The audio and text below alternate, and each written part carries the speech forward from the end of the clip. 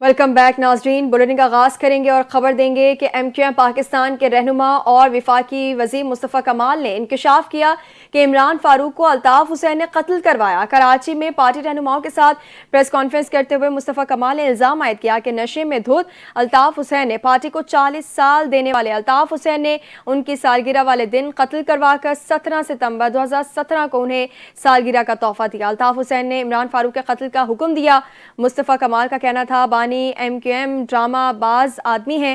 بانی M Q M نے لاش کے لیے چندہ لینے کی اپیل کی۔ ڈاکٹر عمران فاروق کی اہلیہ کی لاش پر بانی ایم کیو ایم نے ناٹک کیا۔ وفاقی وزیر کا کہنا تھا بانی ایم کیو ایم نے لاش پاکستان بھیجنے کے لیے لاکھوں پاؤنڈ کا چندہ وصول کیا۔ حالیہ دنوں میں ڈاکٹر عمران فاروق کی اہلیہ کا انتقال ہوا۔ نام نہاد بانی ایم کیو ایم سے ان کی لاش کو لے کر واویلا مچایا۔ انہوں نے کہا کہ بانی ایم کیو ایم نے میت پاکستان بھیجنے کے لیے دنیا بھر سے چندہ اکٹھا کیا۔ میں نے 2 سال سے بانی ایم کیو ایم پر بات کرنا چھوڑ دی تھی، ڈرامہ کر رہا ہے۔ تکیے کے نیچے سے 5 لاکھ پاؤنڈ نکلے، آفس سے 6 لاکھ پاؤنڈ نکلے، ان کے پاس 6000 پاؤنڈ نہیں تھے عمران فاروق کی بیوی کے لیے۔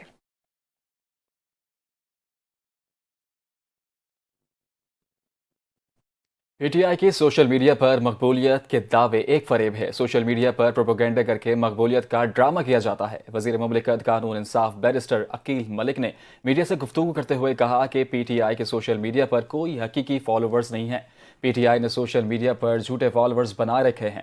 بیرسٹر عقیل ملک نے کہا کہ P T I social media accounts پر سرگرمی محدود ہے۔ سوشل میڈیا پر مصنوعی ریچ دکھائی جاتی ہے۔ وزیر مملکت برائے قانون اور انصاف کا مزید کہنا تھا کہ بھارتی propaganda accounts P T I social media accounts کے پیروی کرتا ہے۔ عوام جانتے ہیں حقیقت کیا ہے۔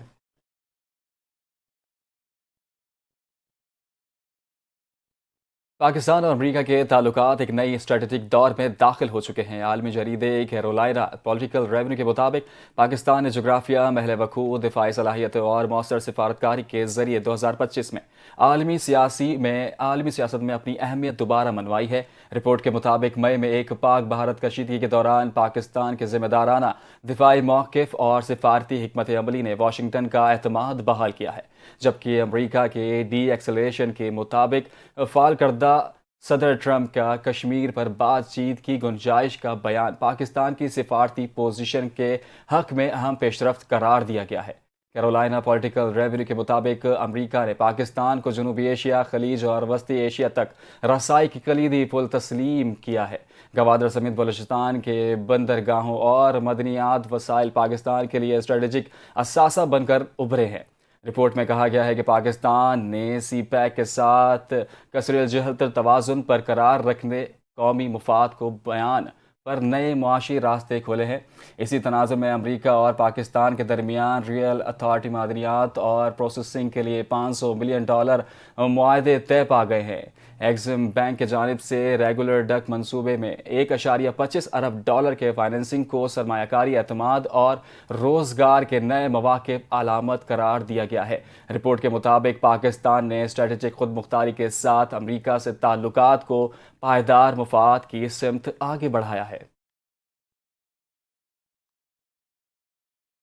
بھارت نے سنتاس معاہدے کی کھلی خلاف ورزی کرتے ہوئے مقبوضہ جموں کشمیر میں دریائے چناب پر دلہستی اسٹیج 2 پن بجلی منصوبے کی منظوری دے دی ہے۔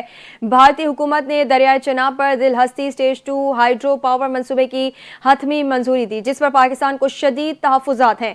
یہ منصوبہ بھارت کے غیر قانونی قبضے میں موجود جموں کشمیر میں تعمیر کیا جائے گا اور اس سے 260 میگا واٹ تک بجلی پیدا ہونے کی توقع ہے۔ اس منصوبے پر مجموعی لاگت 3277 کروڑ 45 لاکھ بھارتی روپے آئے گی اور اس پر عملی کام آئندہ سال کے آغاز میں شروع کیے جانے کا امکان ہے۔ اس منصوبے کو بھارت کی سرکاری کمپنی NHPC لمیٹڈ تیار کرے گی۔ ماہرین کا کہنا ہے کہ دلہستی اسٹیج 2 منصوبہ پاکستان کے لیے دفاعی اور تصویراتی لحاظ سے نقصان دہ ثابت ہو سکتا ہے، کیونکہ دریائے چناب پاکستان کے حصے میں آنے والے دریاؤں میں شامل ہے۔ اس منصوبے کی تعمیر سنتاس معاہدے کی روح کے منافی ہے، جسے بھارت نے حال ہی میں یک طرفہ طور پر معطل کرنے کا اعلان کیا۔ دلہستی اسٹیج 2 منصوبے میں دلہستی اسٹیج 1 کے موجودہ ڈھانچے کو استعمال کیا جائے گا۔ 390 میگا واٹ کا دلہستی اسٹیج 1 منصوبہ 2007 میں مکمل ہوا تھا اور یہ رن آف دی ریور اسکیم کے تحت چل رہا ہے۔ نئے مرحلے میں اسی ڈیم، ذخیرہ آب اور پاور انٹیک کو استعمال کیا جائے گا۔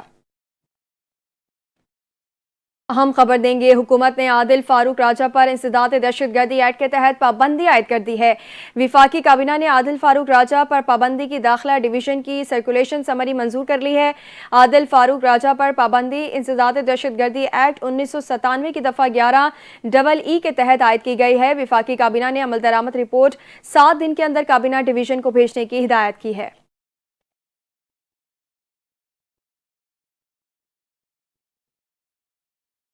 रावलपिंडी के शहर दाखिली रास्तों को खूबसूरत बनाने के लिए डीजीआरटी किंजा मुर्तज़ा की इक़दामात। इस्लामाबाद इंटरनेशनल एयरपोर्ट के करीब मुमताज़ सिटी इंटरचेंज और पेशावर मोटर चेक पोस्ट का दौरा किया। मज़ीद तफसीलात जानते हैं NTN न्यूज़ के नुमाइंदे तनवीर अवान से। जी तनवीर, बताएगा। जी, आज अली अल सुबह शहर के दाखिली रास्तों को खूबसूरत बनाने के लिए DGRDA किंजा मुर्तज़ा के इक़दामात। DGRDA किंजा मुर्तज़ा का न्यू इस्लामाबाद इंटरनेशनल एयरपोर्ट के करीब मुमताज़ सिटी इंटरचेंज और पेशावर मोड़ चेक पोस्ट का दौरा और मकामात का मुआयना किया। मुमताज़ सिटी और टॉप सिटी इंटरचेंज पर यादगार मोनूमेंट्स की तामीर की हदायत। चूर चौक, रावलपिंडी और ओल्ड एयरपोर्ट रोड पर खूबसूरत मोनूमेंट बनाने का फैसला। रावलपिंडी के अहम मकामात पर मयारी और जीराजेब मोनूमेंट तामीर होंगे। DGRDA। जी, बहुत शुक्रिया हमें तफसीलात से आगाह करने के लिए।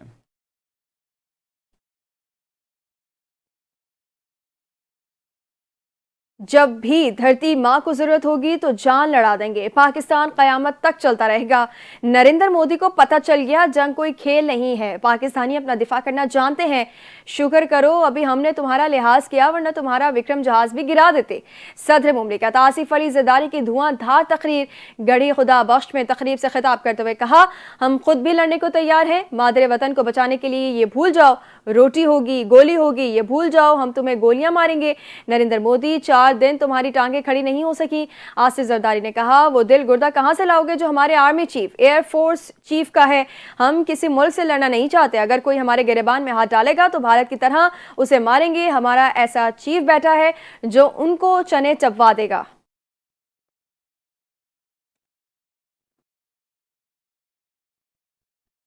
बिलावल भुट्टो ने कहा है कि फील्ड मार्शल का नाम सुनकर भारत का वज़ीर आज़म मोदी छुप जाता है। मई में हासिल होने वाली कामयाबियों ने पाकिस्तान को आलमी सतह पर मकबूलियत दिलाई। 9 मई जैसे हमले इदारों को गालियां देना या सियासी दायरे में नहीं होते।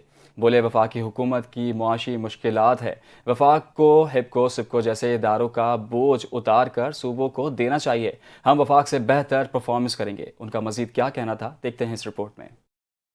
शहीद बेनजीर भुट्टो की 18वीं बरसी की तकरीब। चेयरमैन पीपल्स पार्टी का धुआंधार खिताब। मोदी सरकार को खूब लताड़ा। कहा, जिन तैयारों ने भारत के तैयारे गिराए वो सदर जरदारी ने मंगवाए। जुल्फिकार अली भुट्टो की वजह से पाकिस्तान को वो टेक्नोलॉजी मिली जिससे हम अपना दिफा कर सकते हैं। सबसे बड़ा कामयाबी है वो ये कि मई के महीने में हमारा अफवाज ने, हमारा एयरफोर्स ने, हमारा नेवी ने, पाकिस्तान बहैसियत कौम ने भारत को शिकस्त दिलवाया जंग के मैदान में। सदर जरदारी ही था जिसने चीन से वो हवाई जहाज मंगवाए थे जिन्होंने भारत के 6 जहाज गिरा के इस जंग में कामयाबी हासिल की। बिलावल भुट्टो ने जोश और खिताबत में हरीफ जमात को भी आड़े हाथों ले लिया। बोले, 9 मई जैसे हमले इदारों को गालियां देना ये सियासी दायरे में नहीं होते। सियासत को वापस सियासत के दायरे में लाना होगा। हुकूमती जमातों को भी मुल्क मफाद के बारे में सोचना चाहिए। मईशत के हवाले से बिलावल भुट्टो का कहना था कि वफाकी हुकूमत की माशी मुश्किलात हैं और वो पीपल्स पार्टी ही समझ सकती है। पीपल्स पार्टी समझती है कि वफाक के मसाइल हमारे मसाइल हैं। वफाक के माशी मसले और परेशानियों को दूर करेंगे। हम वफाक से बेहतर परफॉर्म करेंगे। चेयरमैन बिलावल भुट्टो का मजीद कहना था कि अवाम महंगाई, बेरोजगारी और गुर्बत का मुकाबला कर रही है। पीपल्स पार्टी में ही वो सलाहियत है और वो मंशूर है जो अवाम को मुश्किलात से निकाल सके। भारत ने नूर खान एयरबेस पर हमला करके सुपर गलती की। 4 रोजा जंग में पाकिस्तान की मुसल्लह अफवाज ने भारतीय दावों को पाश पाश कर दिया और उसका गुरूर खाक में मिला दिया। नायब वजीर आजम इसहाक डार की इस्लामाबाद में प्रेस कॉन्फ्रेंस, कहा भारत ने F-16 गिराने का भी झूठ बोला, हमने दुनिया को बताया हम पहल नहीं करेंगे। पहलगाम की आड़ में भारत ने सिंतास मुआहदे को निशाना बनाया। पुलवामा की आड़ में भारत ने मकबूजा कश्मीर को हड़प करने की कोशिश की। पुलवामा के बाद भारत ने जो कुछ किया वो हमें याद था।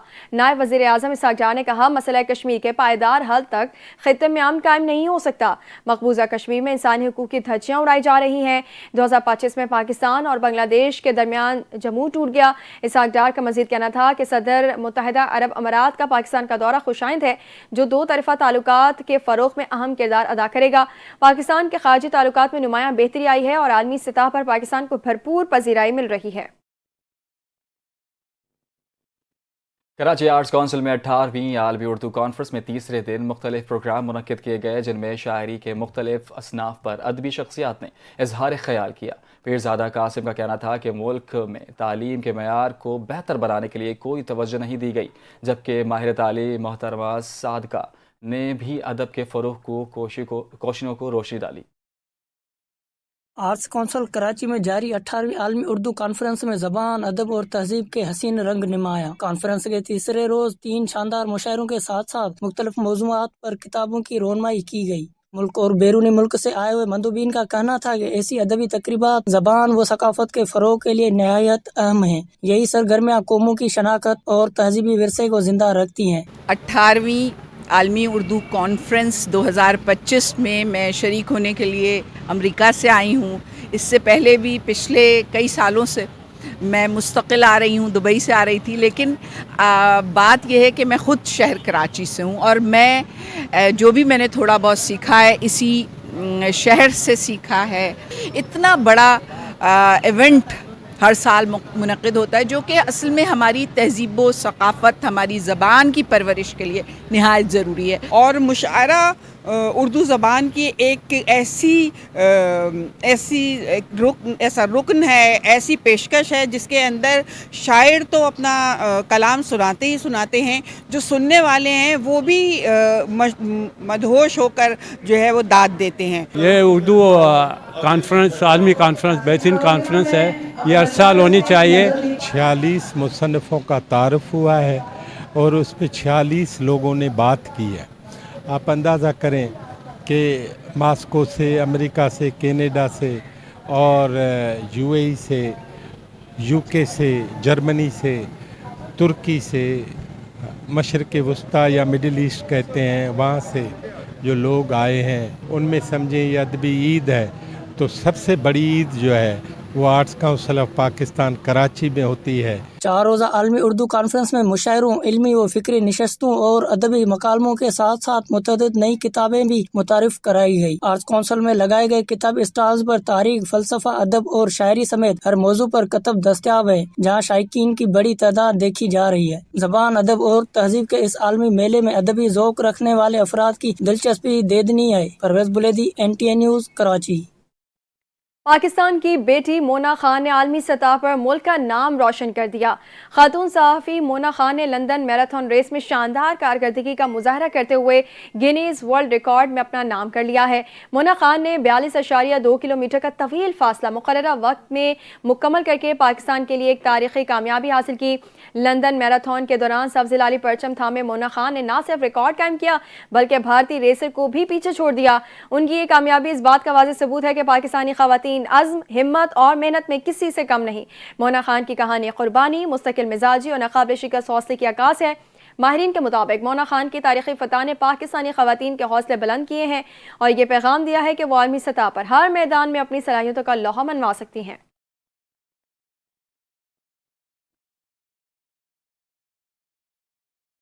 श्रीलंका के साथ T20 सीरीज़ के लिए कौमी क्रिकेट टीम के 15 रुकनी स्क्वाड का ऐलान कर दिया गया। सलमान अली आगा पाकिस्तानी टीम की क़यादत करेंगे। विकेट कीपर बल्लेबाज ख्वाजा नाफे को पहली बार T20 स्क्वाड में शामिल किया गया है, जबकि शादाब खान के कंधे की इंजरी के बाद T20 स्क्वाड में शामिल वापसी हुई है। بابر اعظم اور شاہین آفریدی T20 اسکواڈ کا حصہ نہیں، حارث رؤوف کو ایک بار پھر زیر غور نہیں لایا گیا۔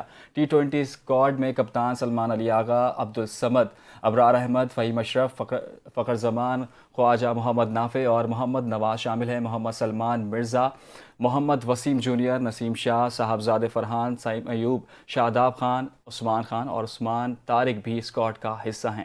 خیال رہے کہ پاکستان کرکٹ ٹیم 4 سے 5 جنوری 2026 کو مرحلہ وار سیریز لنکا روانہ ہوگی۔ پاکستان اور سری لنکا کے درمیان 3 T20 انٹرنیشنل میچز 7، 9 اور 11 جنوری کو دومبولا میں کھیلے جائیں گے۔ یہ سیریز ورلڈ کپ اسکواڈ چننے میں مددگار ثابت ہوگی۔ دوسرے جانب PCB نے ٹیم مینجمنٹ کا بھی اعلان کر دیا ہے۔ نوید اکرم چیمہ سری لنکا کے خلاف سیریز میں ٹیم کے مینیجر ہوں گے۔ Mike Hesson white ball head coach, Ashley Noffke bowling coach, Muhammad Hanif Malik batting coach, جبکہ شین میکڈرموڈ فیلڈنگ کوچ ہوں گے۔ کلف ڈیکن فزیو تھراپسٹ، ڈرانک لونڈ athlete and conditioner coach, Talha Ijaz team analyst اور سید نعیم احمد ٹیم کے میڈیا مینیجر ہوں گے۔